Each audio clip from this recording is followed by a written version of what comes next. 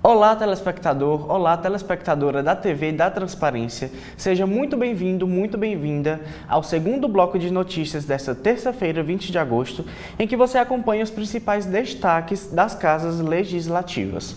Bom, ontem, na segunda-feira 19, atendendo ao requerimento do deputado Guilherme Sampaio, do PT, a Assembleia Legislativa fez uma sessão solene em homenagem aos 42 anos da Federação de Entidades de Bairros e Favelas de Fortaleza.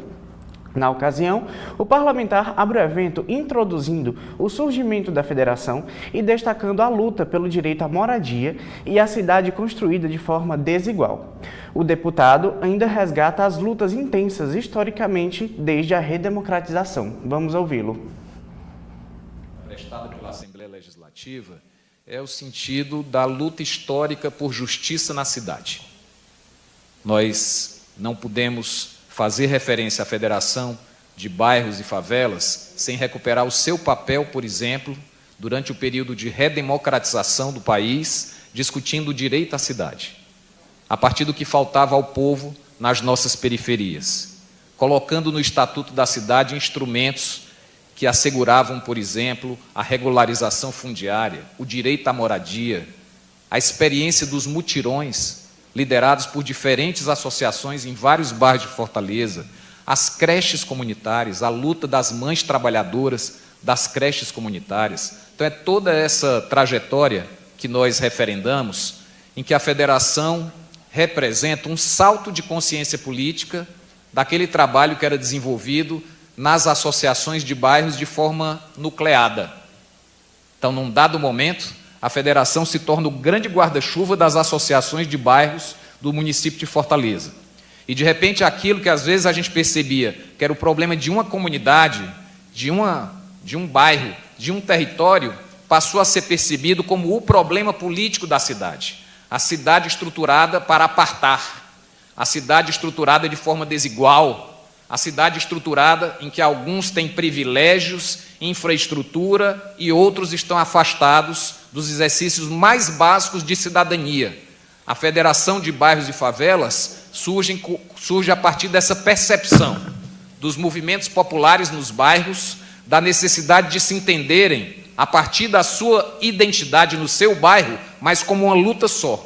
Nós somos todos uma só cidade, nós temos todos uma só causa, nós temos direito à cidade, nós construímos e sustentamos essa cidade tem que ser de todos. Essa é a causa da Federação de Bairros e Favelas.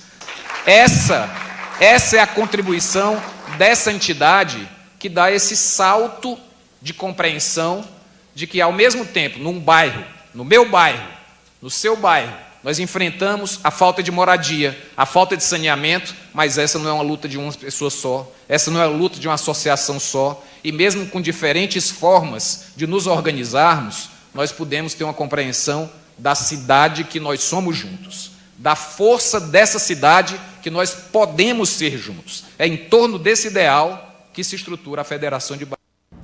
Guilherme Sampaio também chama atenção para a necessidade de atualizar essa luta, com novas estratégias, formas de diálogo com a juventude, a formação de novas lideranças.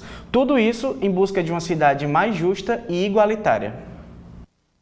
Celebramos os 42 anos da Federação de Bairros e Favelas, nós precisamos nos apropriar dessa luta que é protagonizada pelas lideranças, pelos dirigentes populares, como a luta da nossa geração, a luta da democratização da sociedade, a luta da democratização do direito à cidade. Mas também nós precisamos olhar para esse percurso no sentido de atualizar essa luta, porque ela exige novas estratégias, ela exige novos repertórios, ela exige novas formas de dialogar com a nossa juventude, de formar novas lideranças, e ela enfrenta os desafios contemporâneos de projetos políticos que são apresentados, inclusive agora, em momentos como esse, e que não dialogam com o conceito, com a ideia de uma cidade justa, igualitária, que dão origem a movimentos, como é o caso da nossa querida Federação de Bairros e Favelas.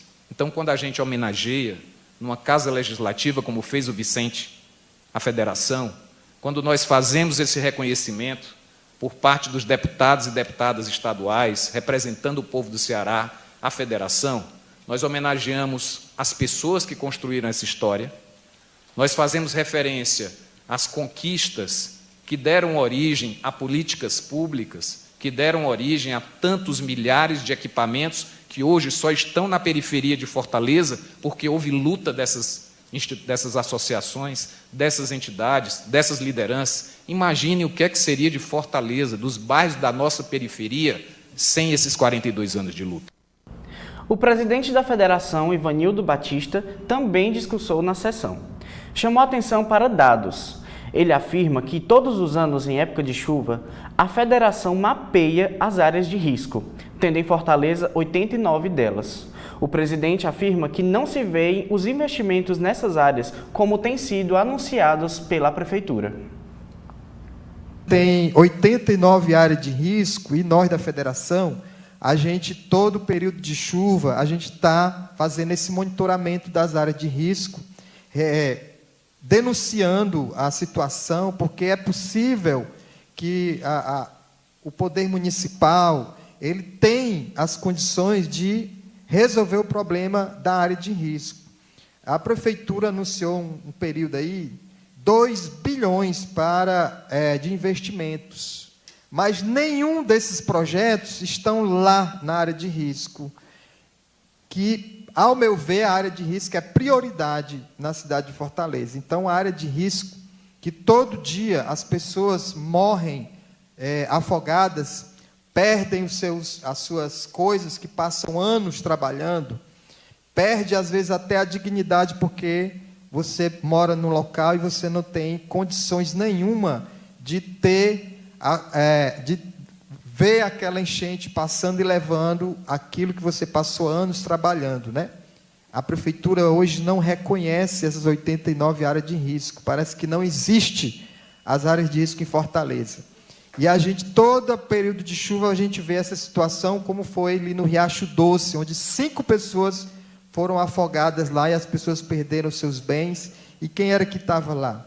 Quem estava lá são as lideranças comunitárias. Nesse período de pandemia, quem foi que socorreu as pessoas? Foram as lideranças comunitárias. A proteção do atual modelo brasileiro de previdência social foi defendida por debatedores ouvidos pela Comissão de Direitos Humanos na segunda-feira, 19. Autor do requerimento para audiência pública, o presidente do colegiado, senador Paulo Paim, do PT do Rio Grande do Sul, demonstrou preocupação com propostas de uma possível nova reforma previdenciária. Para Paim, ideias de privatização ou capitalização do sistema previdenciário ventiladas por especialistas são inaceitáveis, pois só servem aos interesses do setor financeiro, dos bancos e das empresas de previdência privada. O senador mencionou o relatório final da Comissão Parlamentar de Inquérito da Previdência, aprovado por unanimidade no Senado em 2017, segundo o qual o sistema previdenciário é viável e rentável. De acordo com Paim, a CPI da Previdência identificou que os problemas enfrentados pelo sistema são, na verdade, questões de gestão, arrecadação, fiscalização, sonegação, corrupção e desonerações. Essa audiência pública da Comissão de Direitos Humanos do Senado tem como objetivo debater o tema "A Previdência Pública é viável?".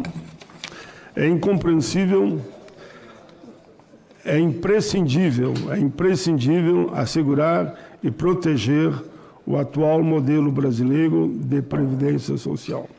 É imprescindível porque ele atua como um verdadeiro seguro para o trabalhador, um dos maiores distribuidores de renda do país, garantindo os meios indispensáveis para a manutenção deles e de suas famílias, em situação de incapacidade, desemprego involuntário, idade avançada, tempo de serviço, prisão ou morte, ou mesmo aposentado por invalidez, ou mesmo quando fica no auxílio. Infelizmente, eu vou ser bem claro aqui, ninguém está dizendo que é esse ou aquele. Alguns especialistas têm levantado a necessidade de uma nova reforma da Previdência Social. Ainda bem que é só alguns, né? citando os gastos com benefícios do INSS, como aposentadoria, pensões e benefício de prestação continuada, BBC, além, inclusive, do aumento do salário mínimo. Eu acho um absurdo quererem retirar a política de inflação mais PIB, que foi uma luta que travamos, fomos debater esse tema em todos os estados. A CPI da Previdência identificou que os problemas enfrentados pela Previdência são, na verdade, questões do longo desses anos, de gestão, arrecadação, fiscalização, sonegação, corrupção, desoneração e o sai de refis. Eu sempre digo que o tal de refis, para mim, é piada. Tá? O cara vem, faz um refis por 10 anos, 20 anos, delega que não pode pagar mais, faz outro, depois não paga nunca mais. Todo mundo sabe que é assim, inventam de fazer refis e acabam fazendo que esses refis aconteçam e quem paga é o trabalhador. Mas eu lembro aqui que temos o relatório da CPI, lá atrás ainda, identificava já uma dívida de 450 bilhões de empresas privadas à Previdência. Os grandes devedores devem ser obrigados a quitar suas dívidas e os recursos da Previdência precisam ser destinados exclusivamente ao pagamento dos benefícios. Enfim, para o leque da Previdência. Para aqueles que contribuíram ao longo de toda a vida, ou seja, o povo trabalhador brasileiro, aposentado e pensionista. E os empregadores que cumprem também com a sua parte. Proposta de privatização ou capitalização, como alguns setores, entre aspas, defendem, é inaceitável, tanto a capitalização quanto a privatização. Nós finalizamos por aqui a nossa participação no segundo bloco de notícias. Agradecemos a sua audiência e esperamos que continue conosco para mais informações. Até logo!